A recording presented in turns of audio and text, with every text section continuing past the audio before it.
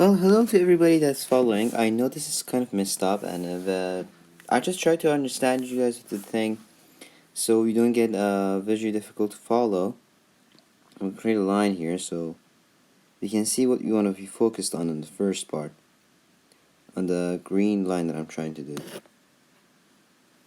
So we have a standard y hat and an x hat, which is a pretty something that they're gonna give you in the vector question, and a z hat, which you have it there. Now you have been given a vector d and a vector e, and they have told us the vector d is 2.73. Now we are trying to find out how much I need vector e to ended up giving a vertical line like this. So as you can see, vector e seems a little longer because it has two y hats and negative 2x hat, because the standard goes towards the right, so if it goes to right, our x hat has to go to left. Same thing with our d.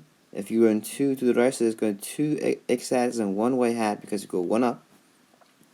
And similar over there, because you go 2 up, they're going to be 2 positive y.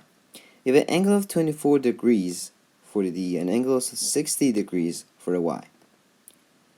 They have told us to find the components and the vector components, so you're trying to do that as well. Now, if we get only one y hat of the y, we're gonna have pretty similar vectors,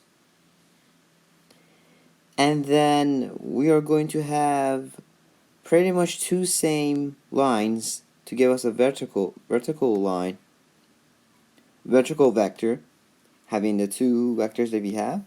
So we ended up having a two same line. Now you know this is isosceles angle, which means you have two same angles. So we're gonna find out what that one angle is. If we're gonna create a right triangle, we find out that okay, vector d with the line that we have with this x hat is gonna create a 24 degrees.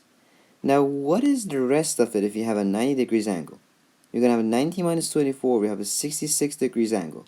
This angle has to be same by the definition.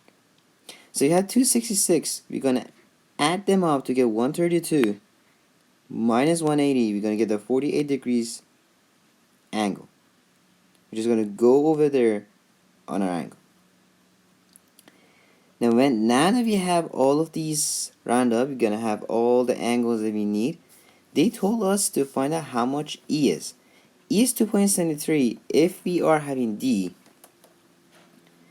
on the stuff that we have. But if you have one more y hat to add this length for us, maybe we should have a 3.73 instead to give us the E, vector E.